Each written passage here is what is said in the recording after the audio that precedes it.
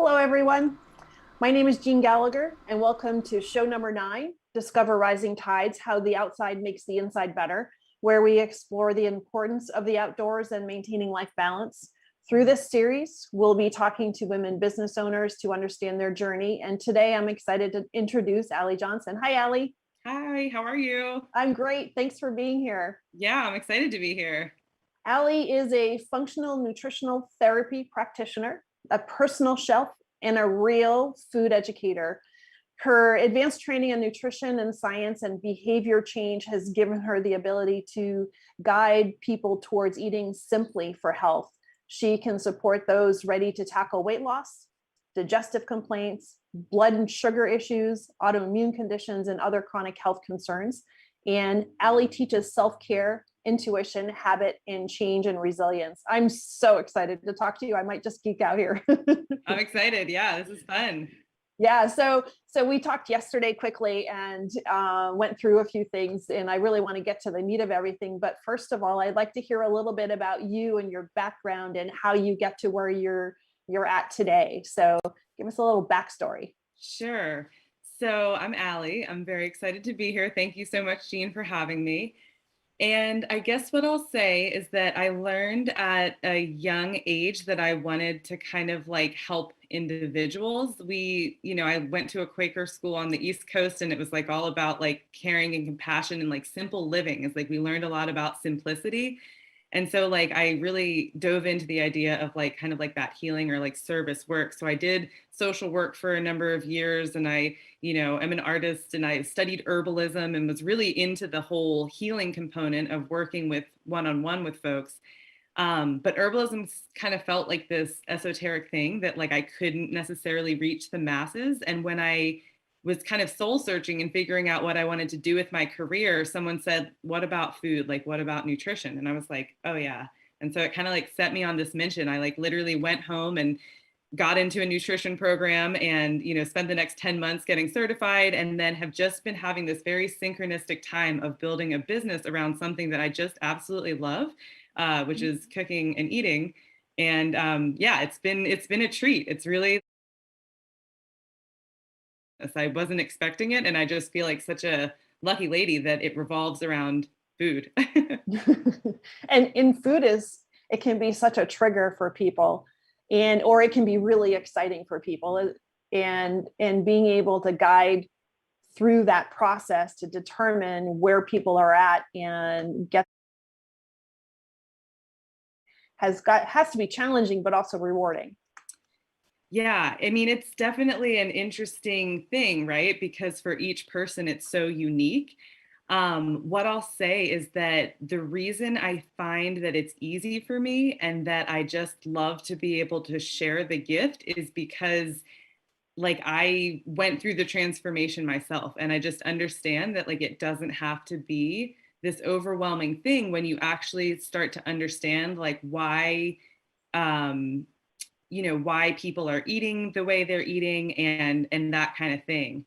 So it's I just feel like I can share my gift because I can share my story really clearly, and then I can also guide you in some of the practices that I've used to make it easier, because it is a practice, right? It's like riding a bike or playing piano. Like you wouldn't just sit down at a keyboard and try to hammer out a new song. It's like you have to like practice for, every single day. And that's how feeding yourself is. Like you have to be in the kitchen, getting your hands dirty. And so I can kind of guide people on how to make that, more organized, more fun, and a process that just feels good instead of like this overwhelming task that we have to do every day. Yeah, that's a great point. And so tell us a little bit about your story. Sure. In terms of Food getting into nutrition, or just or how just it your came. yeah, well, both actually. So how getting into nutrition, but also really about your story and your what you've experienced that helps you help clients. Yeah. It's funny being on this side of the spectrum. I'm usually asking everybody else the questions about why they're coming to see me. So this is kind of funny. I haven't I guess I don't share this all that often, but as a kid, I was overweight, and I definitely suffered from a lot of bullying at school, and even like within the context of my family, sometimes it felt like I just didn't feel comfortable in my own skin. And so at that point, it wasn't a conscious decision like, oh, I'm going to change this. But I think it was hurtful for a small person to kind of get like picked on. Mhm. And so as I grew up and started realizing that I could make different choices and that I could, use my body in ways that were different, I moved to Colorado and, established myself in the mountains. And that is kind of where I started realizing that, like, oh, if there's goals that you want to set for yourself, um, you need to be able to take care of the vessel in order to get to those goals. And for me, it did just correlate to like the top of big mountain peaks. I don't know if I don't, I just, it's my thing. It's like, I love like climbing and mountaineering and mountain biking and, all the outdoor sports. And so, for years, I think I struggled to understand like how to keep myself. There's a different number of different components to it, right? It was like Mhm. how to keep myself physically fit enough and with the energy and the motivation enough in order to want to work towards these bigger goals in, the recreation world. And then the other component is like how to keep my mental stamina strong enough in order to be able to accomplish some of these bigger goals. And what I found is that it is like part education, it's like learning how to do it effectively.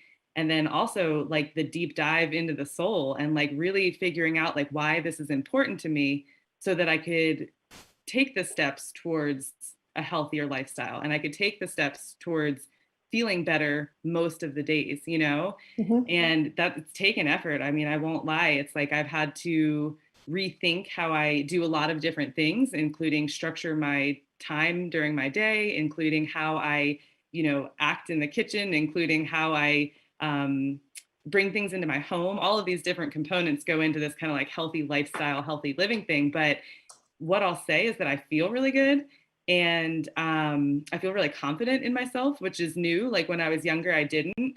And so that's a real plus. And it just feels like kind of an honor to be able to like take care of myself really in a way that feels good. It's like it doesn't have to be this, you know, onslaught of negativity all the time. It can be an easy and a fun thing.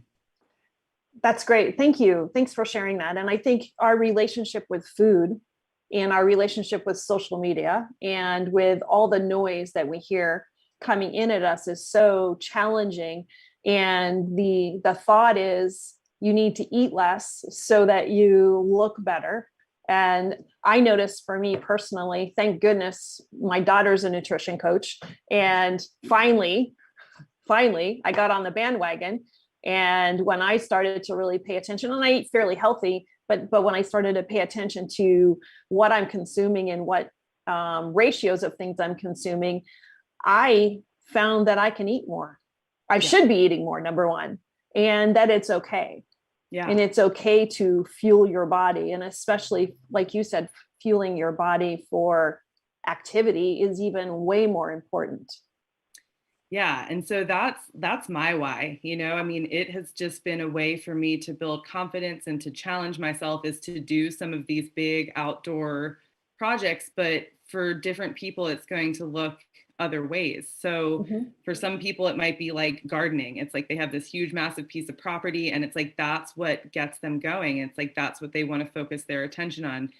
For someone else it might be their work. It's like they like I don't have the energy or I want the energy to be able to just put this into my passion and my work and get it out there. So I think like identifying your why is so important because then when someone tells you, hey, you should eat more protein or hey, like consider cutting back on, refined carbohydrates, then you're like, oh, okay, because I want Mhm. to be able to go do this thing, right? So, I mean, I think that when it comes to working with individuals around food choices, like it's important to like develop that kind of connection to yourself and like why is this important to you? Like what is it that you're going to get out of making changes? Because if you Mm. don't buy into that, it's like it's going to be difficult, to make things last. And if you can really start to tune in with yourself, then all of a sudden you notice that these tiny little incremental changes are happening. And over the course of a period of time, it's like it becomes easy. It's like you don't even have to think about it. So that's part of what I'm like working with on the clients that I, support is like let's tap into what is important to you and how we can use that in order to, formulate a plan that really allows you to be successful. So how do you help clients figure out their why? That sounds like it would be really difficult. Is it? It's funny because I use a number of different processes for teaching and engaging with the people I work with. And I feel so lucky that, as a business owner, I'm able to do that. So I, have a couple different facets of my business. First, I'm the nutritional therapist. And so that really is like a one-on-one relationship where, we're using assessment tools. We're potentially looking at numbers in like lab work. I'm interviewing the person using kind of techniques to elicit information from them. And then together we're, making a plan that seems realistic by having the individual themselves say, hey, like, these are the things that I know are my struggles. Like, what can we brainstorm as a way to kind of act a solution on something that I'm already working with. So that individual counseling component is one way that like we can discover the why, and we can do it together by, again, like using some of these assessment tools and having conversations and being able to be engaged. Even sometimes in my kitchen, I'll like flip my camera around and actually be like, here's the avocado oil I use, or like, here's the apple cider vinegar that I'm drinking every morning, so that people can start to see like, what is it? Like, what does it look like in a kitchen? Because I do this stuff, religiously because it makes me happy and it's like my passion. So that's one component of business. Interestingly, during the pandemic, and even prior to that, I see people that want to make the changes, but perhaps they're suffering from like a health condition that is really inhibiting their ability to actually enact some of the things we discuss in the kitchen. And so I started a chef business, where I was focused on looking at people's specific health needs, really geared towards gut dysfunction, maybe Crohn's disease or colitis. Worked with a number of folks that have autoimmune conditions that really need to eat this very specific type of diet. And so another way to teach is to show, right? Is to show and to provide. And so it's like, I write up a menu each week and I cook and plan and shop and execute this meal delivery service that then the person gets to say, oh, like, potatoes and cabbage, like on a plate with this organic sausage, like that's not that hard. I might be able to do that. So it's like almost like a tool that I use to like start to gear them in their way of like, kind of making some of their own foods. And it actually has worked really successfully. I've had great opportunities to work with individuals that have taught me so much about my own cooking abilities. And then also, having them in the kitchen with me periodically or doing Zooms to catch up and provide feedback. Then it's like all of a sudden they're starting to see what this looks like. Like, what does it actually look like in play to eat like lots and lots of vegetables and beautiful real foods for every single meal. So It's that's really an interesting. Yeah, no, that's an interesting take on it too, because I would think that if you're going to say, here, you need to make these changes, and you give them a piece of paper, it's overwhelming. And it's easy. There's so many reasons not to change.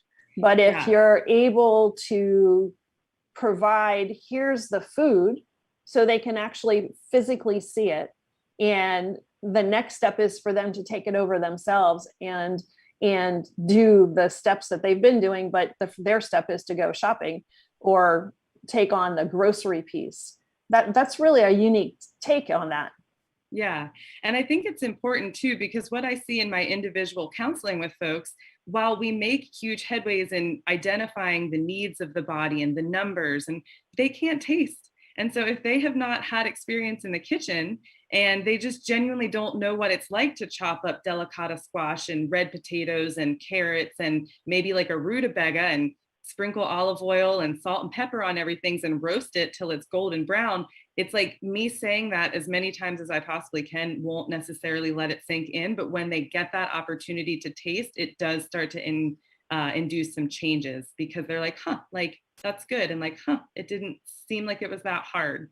So, and especially with the menus that I'm providing too, like I'm giving reheating instructions, that's an important part of food. It's like I'm giving storing instructions and pairing instructions and all of these different things. So I think it is this like interactive way for people to start to like learn a little bit about food, which is interesting. Of course, that's confined to my local area. And so, again, there's been so many different facets that have shifted as a result of COVID. And it's, although it's been difficult, it's also been an opportunity, which is going to go into that third, kind of business model that I'm working with right now, which is these online education programs. Mm. I used to host, prior to the pandemic, a kitchen transition program, and it was in a commercial kitchen. I could only have 10 people in at a time. I sold it out 3 times before the pandemic hit. But we would get in the kitchen and I would bring just tons of vegetables, tons of oils and vinegars and seasonings and spices, some sort of good quality protein. And we would talk. We would talk nutrition. We would talk blood sugar and immune system health. We would talk reducing inflammation and, increasing healthy fats in order to do so. And we would have this beautiful conversation and then cook a meal together.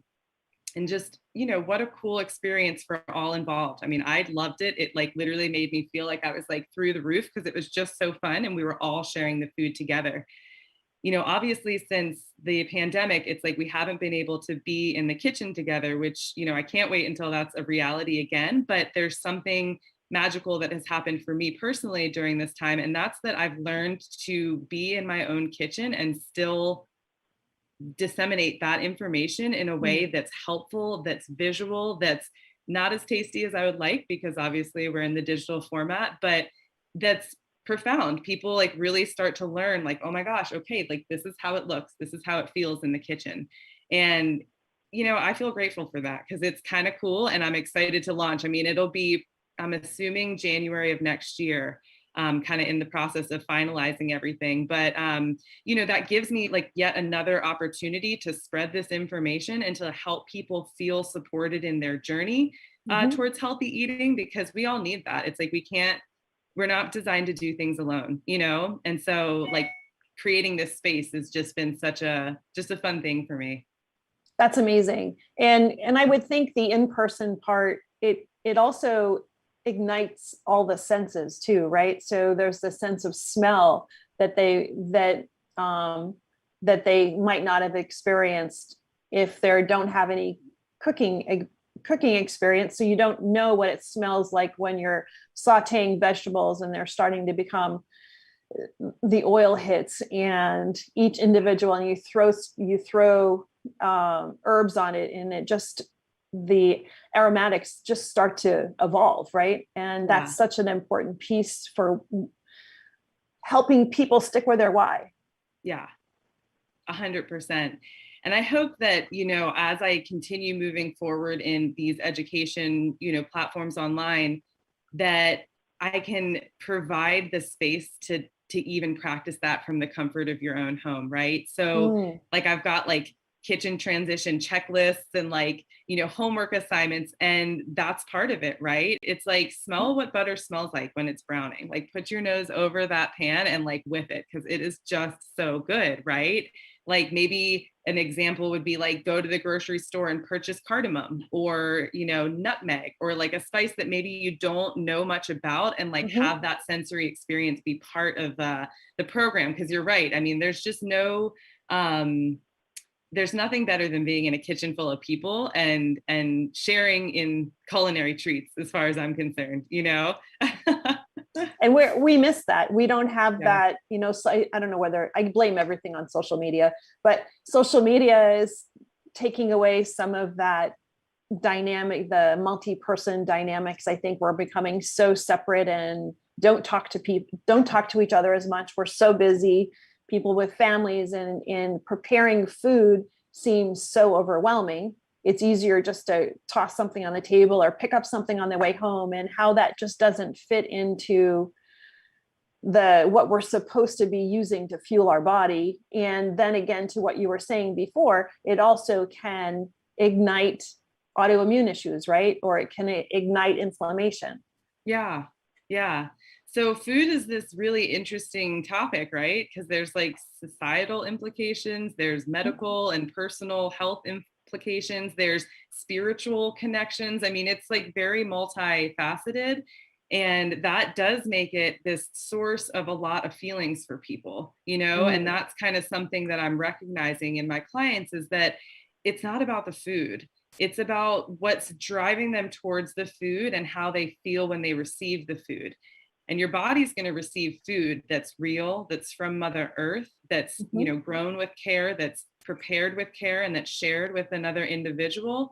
And our food culture, unfortunately, in this, in our society is like really shifted from being, how do we find this to survive and thrive, to how do we do it as fast as possible without having to get our hands dirty.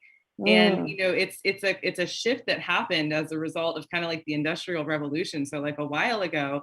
And I think that something that's important that we, that I want us to get back to, or that I try to like bring people back to, is just the therapeutic benefits of like seeing a carrot be pulled out of the ground, or chopping the green part off and then, freshly roasting that thing. It tastes so different and it feels really different in your body than a baby carrot that's in a, plastic bag at the grocery store. That really wasn't a baby carrot. It was just whittled down to look like a baby carrot. Yeah, exactly. So, there's a lot of different dynamics at play. And I think what I enjoy is the inspiration of it. Like, I just feel like I just love it. Like, I just love food. It's like the most glorious, beautiful thing. So if you feel shame around your food, or you feel guilty, or every time you eat, you feel bloated, or maybe, you're suffering from a health condition that is related to like some lifestyle stuff, it's like, that doesn't feel good, right? Like, you're just constantly like in this place of like telling yourself these negative messages. And I think my message to folks is that like, it doesn't have to be like that. It's about being conscious with how you consume. It's being conscious with how you shop and you cook. And it really is, like you said, like, it's this opportunity to come together over something that like people historically have loved. Like, people have feasted for forever. And so like using it as this framework to like bring the family together, or to bring friends together, or to, bring strangers together in a random classroom setting. I'm good at that. Like, that's like, what a cool opportunity, right? Like, it's awesome. So yeah. So what do you think the transition period, or this is probably a hard question to ask, or a hard question to even answer, because everybody is different, but what do you think, that is there a common transition period as people are learning to accept and identify that food is good, to starting to learn how to feel themselves, and then getting to the other side and realizing that, yes, I do need this, and yes, it's so much better? I mean, is there a time frame? What are people, are there common threads of people that kind of fall off the wagon, if you will, and then get back on? And how does that work? It's a good question. I'm going to start by speaking from personal experience, and kind of share just a little bit about my story. And then I can go into like what I see with clients.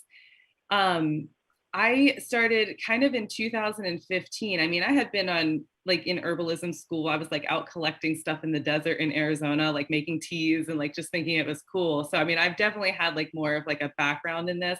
But in 2015, like, I just was probably at my heaviest weight that I had ever been at. My energy was just on the floor. Like, I never felt motivated. And my speech, this sounds strange, but my speech, like, I was not clear and concise in how I was able to dictate. And it was noticeable. I mean, I just didn't feel very well. And so I started kind of pulling back on like grains and gluten, as a result of literally a 5-minute conversation with a girlfriend who I thought knew better than me at the time. I was just like, oh, she must know, so I'm going to try it. And sure enough, just started to see some shifting, in those areas, my energy, my weight, and then also kind of my clarity. I would just say overall clarity. So, I started, and I'll tell you, it's been this tiny little incremental baby step journey ever since then. And like, sometimes I turn around and I like run the opposite direction. And then I'm like, oh, wait, but that doesn't feel as good. And so then I keep, moving towards what I know to be true. That is, the cleaner I eat and the more sleep I get, the water I drink, less alcohol I drink, like exercise I get, so on and so forth, like the better I feel. So it's like this navigation of like, some days I'm just in it and it's like so easy. And some days it's like, no, I'm like kind of having to like figure out what I want to really fuel my body with. And that was back in 2015. It's 2021. So that's like 6 years. And I think the reality is like, it will never end. Like, it's just a journey that you're going to be on every day, because it's something you have to do 3 days, 3 times per day, is to figure out like how to eat and what to eat and when. Now, I'll say that, it's an unfortunate reality that the food industry isn't on our sides. It's like when you are getting local foods and fresh fruits and vegetables and meats that are grown in your county, it's like we know where that comes from. It is on our side. But when you buy things in the grocery stores that are in packages or, at restaurants or, already prepared for you, it's just different. It's not the same. It's not the same vital nutrient value that would be in something that's like better produced. So when Mhm. someone is moving from like a SAD diet is what we call it, like the standard American diet, um, a SAD diet to a more whole foods diet, you're going to have some ups and downs because the sodium content and the hydrogenated oils and refined fats and the additives that make it taste like the most decadent dream filled thing ever, your body becomes accustomed to that. Your neurotransmitters actually learn to respond to that. And so it's about retraining like your brain and like how your system works to start to like feel what's going on when the food's consumed. Does So it I throw have you into kind of withdrawals too? yeah, like withdrawals, it can be a result of like what's going on in your gut. It can also be a result of like, the tie between the brain and the gut. So yeah, like if you go from eating like a Subway sandwich and oatmeal for breakfast and maybe something on the go for dinner to having to prepare your own foods, you might go through a phase where it's like this doesn't feel easy and it doesn't taste good to me. But it's a practice thing. And I think it's a getting in tune with your body thing. So if you can feel that when I eat the McDonald's or whatever, like the fast food, my stomach feels like the food just sits, like it just sits right here in my gut. And I get this kind of light grade headache and I really have no energy and I'm starving 35 minutes later. Like if you can start to really tap in and tune into that, then all of a sudden when you eat a meal that's maybe like a grass-fed burger that you cooked at home with a whole bunch of roasted sweet potatoes and some chopped up cilantro and cashews and an almond butter sauce, and you eat that same meal, bigger quantity, but you're like, whoa, like my stomach just feels like clean and like things are moving through, and you're like, my energy is through the roof. I could literally Mhm. go do, exercises after work this evening and I'm sleeping well. And I wake up the next morning and I don't have that headache feeling anymore. It's like all of a sudden, it's like you're like, oh, that's why I'm taking the time to roast those sweet potatoes this week. So in terms of timeframes, I don't know if I can answer that because it's going Mm. to be a unique journey for each individual. But what I can say is that with dedication and desire, like you can do anything. And like I genuinely believe that for each individual, and that we all have the resources on our side. It's just about using the tools that you have available to you and really knowing how to use them right. And I think that that's too where you come into play and help boost people when they're in the downtrodden pieces to say, no, you're doing a great job. And yes, this is hard. And being able to coach them through to the other side. Yeah, definitely. And like show them what they need in order to be successful. So again, like that kitchen transition program, like it's designed as this like blueprint guide to show you like the exact steps necessary to keep your kitchen. It's just always stocked and ready to go. So it's like instead of it being like, oh, like am I going to do this? Am I going to do that? Or, like it kind of takes some of the like the guessing work Mhm. out of eating healthy, because it's like if you have these certain ingredients all the time and you know that they can be used in so many different ways, it's like all of a sudden you start to realize that you can make meals quickly and easily without it having to be this huge overwhelming task. And honestly, when it starts to become this thing where it's like I make this food that tastes so good I just can't stop eating it, yet my weight's going down, my energy's going up, I'm sleeping better, my doctor says my blood pressure's down, it's like then all of a sudden it's like, oh, okay, cool, like I'm going to keep using those same tools, like that's easy. Mhm. And so let's talk about relationship with food for a second. What do you see? What are the spectrums of how do people feel about food and how do you tackle that? That's a it's an interesting question that I have not spoken much about out loud, so you'll have to Oh. bear with me as I work through it in my own head. Um, Again, I like to speak from personal experience just Mhm. because, I don't know what's going on for other people, but I do know what has gone on for myself and where I'm at currently. And I think that one feeling that used to come up for me frequently was shame. Like I Mm. would eat what I knew was not good food and I would not feel great in my body. And yet somehow like it would make me feel shame and guilt. So then it was like this looping in my head of like, there was a lot of like other negative things that came through as a result of that. And I do know for people, I've been working with clients for 4 years now. It's like that's not necessarily like a word or like something that people would come in talking about frequently. But I think that in being an empathic person and just a relatable person and someone who, is very in tune with others, that I see that in others frequently, right? It's like Mm. they know they should be doing this or that, and yet they're still stuck in the same patterning. And so my assumption is that kind of this inner voice that's talking to them that is probably not saying the nicest things. And that's what keeps us stuck. And that's part of what needs to be looked at as you try to move forward in any goal, whether that's to climb the biggest mountain, to secure a huge grant for your nonprofit, or to feed yourself really cleanly every day. It's like, you got to kind of start to uncover what's going on underneath. So that would be one side of the spectrum, would be that guilt and that shame or that confusion, disorganization, that feeling of lackluster motivation, like, ugh, like I have to do this again. How does this Mhm. work? Like I see that frequently.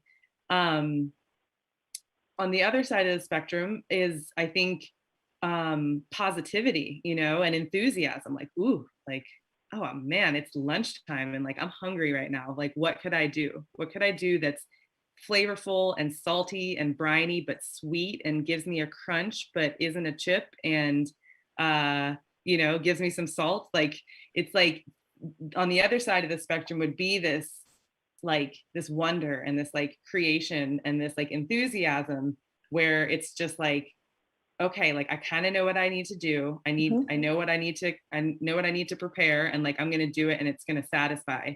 So those are like the two like opposite side of the spectrums. And I think, if if you're aspiring to eating healthier, like starting to just notice would be like a good first step, because there's everything in between too. I mean, people are angry sometimes at food. Like I Oh understand yeah. that Wow, I feeling. didn't even think of that. Yeah, you're right. Yeah, And like, and and it's, go no, go ahead. ahead. Yeah.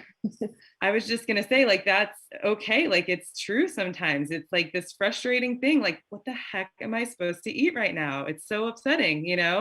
I think there's joy around food. There's a lot of different things that come up around food. So just starting to feel it out and starting to feel where you are in the spectrum, and just noticing that like it can shift and it can change when you're ready for it. And people can get to a point where they say, I get to eat. I'm Yeah. excited and I get to eat. And it Yeah. would be interesting. And I'm sure it comes up for people as they're identifying their relationship for food. And I really like how you use the word shame. Unfortunately, right? It's unfortunate that I like that, but I'm sure that resonates with people, and I'm sure it shows up in other aspects of their life too. And their relationship with food must also be mirroring their relationship with other challenging aspects of their life too. Yeah. Yeah. So, so again, when we talk about like the journey with all of this, it's like it's a lot. It's a lot for people on their own.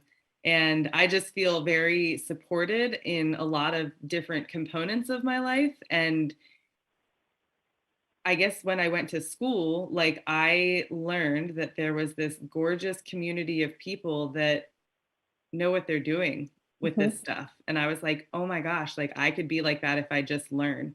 If I just practice and I just learn, like I can be like that too. And so I did. And like it's like so cool. Like I just feel confident and I don't have to think about it at all anymore. It just makes me And that's happy. where the habit change and the resilience comes in. Yeah. right? So you changing a habit is not easy, and it's so easy to stop and just go back to what was comfortable. Yeah. But the resilience that you speak about is difficult, but at the end, it's so worthwhile. Yeah, Mhm. definitely. And we're very fortunate in the area that we are, because here in California, and even especially in small town California, we have access to really great quality food that's Yeah. grown locally. Yeah. And for you to be able to share that, um, with others, and hopefully show them what good quality food is so that they can look for that in their area, that's such a gift. Yeah, definitely. And just noting that again, we all have to kind of like maneuver through this in our own realms, in our own Mhm. lives. And so to get some support about the basics and about the framework, I think can really serve people no matter where they live. Because you're right. I mean, we live in Northern California where it is just a food mecca. So Mhm. it's such a blessing to work here. I mean, there's vegetables that I've encountered here that I don't know that my folks had ever seen back east, you know? It's true. It's really true. Yeah. And so tell me a little bit about a couple of things that I want to talk about is what your practice looks like right now, Mhm. post COVID, or I hope to think that we're kind of post COVID or the back end of COVID. And then I want to talk about your projects that you're working on, and shout out to Auburn Business Ventures and Cody. And yeah, so tell us a little bit about what you're doing right now with clients and how you service clients, and then what your project that you alluded to a little while ago. Yeah, sure. So, in this moment, I'm seeing clients here on like Zoom on the digital platform, and it works really well. I mean, I've got a beautiful process for onboarding folks with all of my assessments, is fillable documents, and so it's really kind of a smooth practice. And what's cool about the Zoom thing, which I did not get in an office, is that I'm here in my own kitchen and in my own herbal pharmacy and in my own spice cabinet and all that stuff.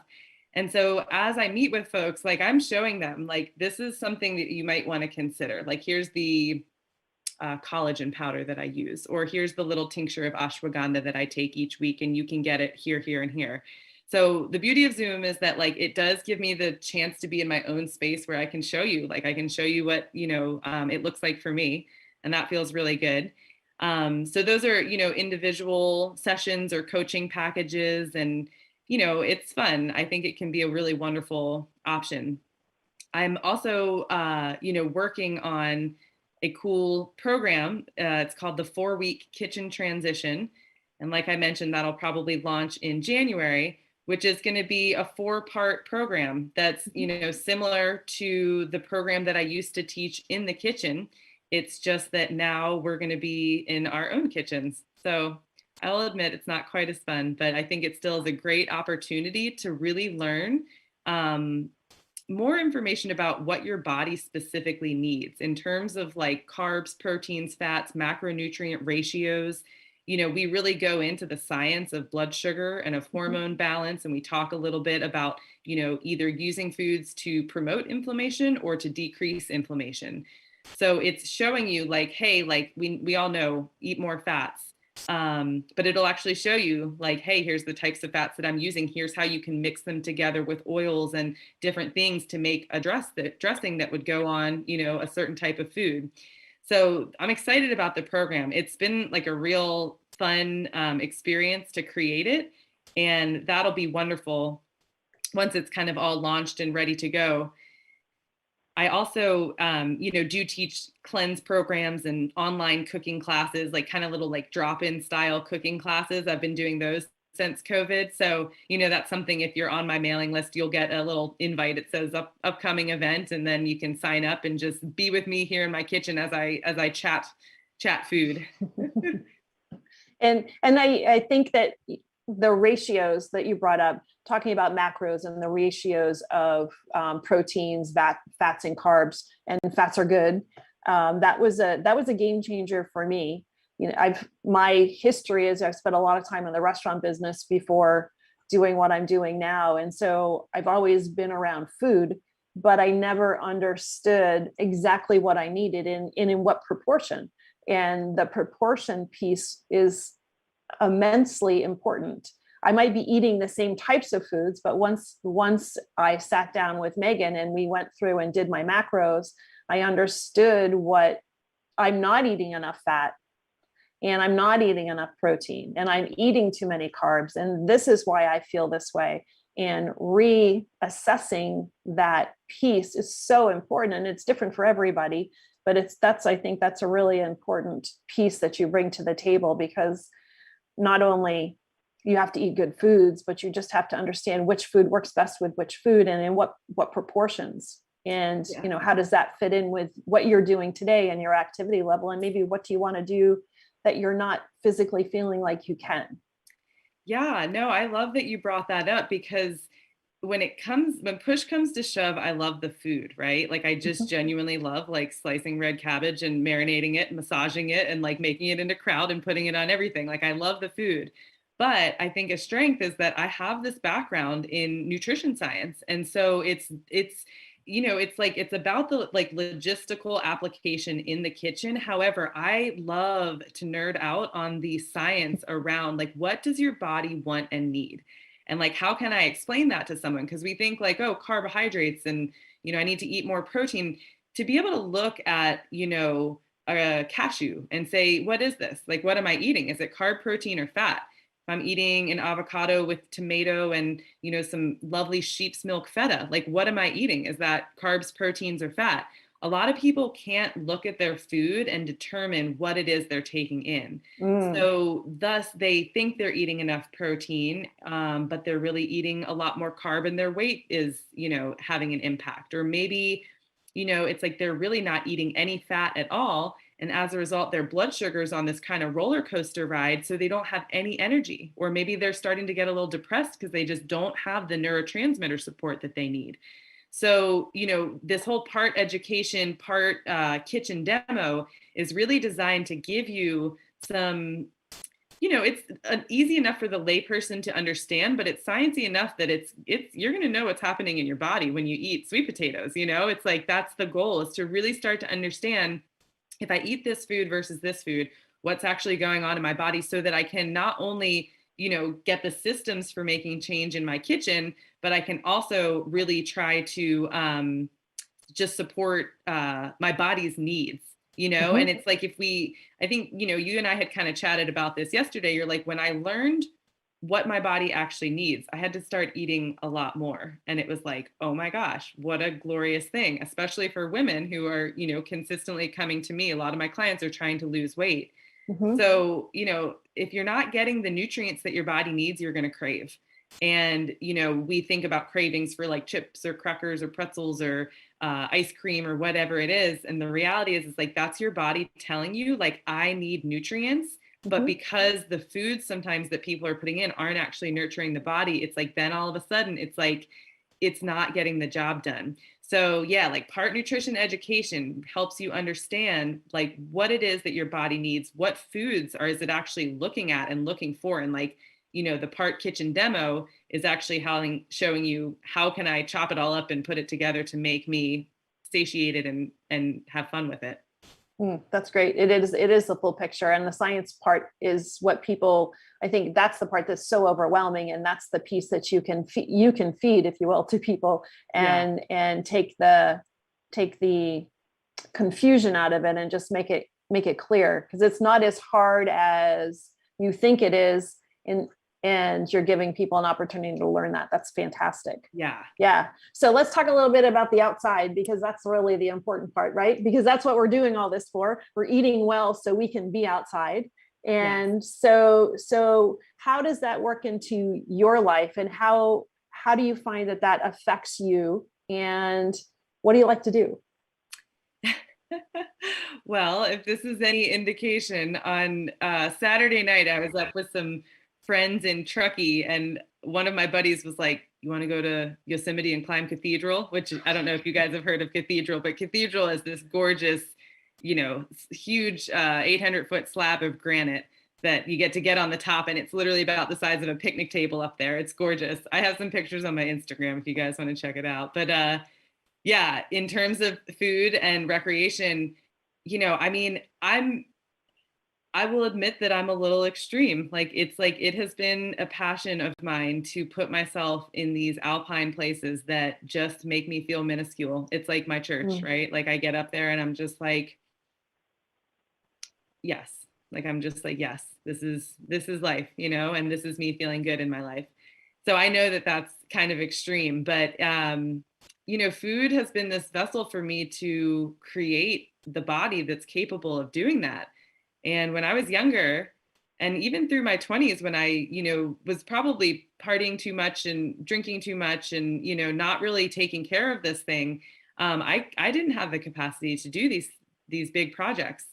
And it's by nurturing myself, it's like taking baths after big days and getting to bed at 8 p.m. so that I can wake up at 4 a.m. and start hiking, and eating the Lara bar that's got the almond butter sprinkled with chia seeds and cocoa nibs and chopped up walnuts so that I've got enough fat and protein to get me up the hill. It's like that is a big reason why I've, fueled the system so effectively and why I continue to do it. So yeah, climbing is my main sport. I just love it so much. I knocked off, I set a goal for myself 8 years ago when I moved to California. It's this knife edge traverse in Yosemite called Mathis Crest. And I got it this year. Like I did it this year. Yeah. Very and it cool. was just like one of those things. I was like, wow, you set that goal for, this was back when I like wanted to be a climber. Like I so badly was like, I want to be a climber. And I was like, if I do that, then I'm a climber. And it's like, I did it this year. And I'm like, whoo, like what can I do next? That's fantastic. Yeah. That's amazing. That's amazing. So tell us how people can get in touch with you. Sure. Yeah. So it's just Allie Johnson Wellness, and that's pretty much across the board. I've got Instagram, Allie Johnson Wellness. My website is alliejohnsonwellness.com, and then Facebook, same thing. So just to clarify, it's ALI, because obviously there's a number of spellings, but yeah, find me on Instagram, I think is a great way, just because I take so many gorgeous pictures of my food and post them. And I also take pictures of my kind of epic outdoor adventures and put them up there as well. So Instagram and Facebook, the content goes in both of those places. And then, through the website, I think we talked about this, Jean, I'm developing a really cool online quiz that is going to be part of my website.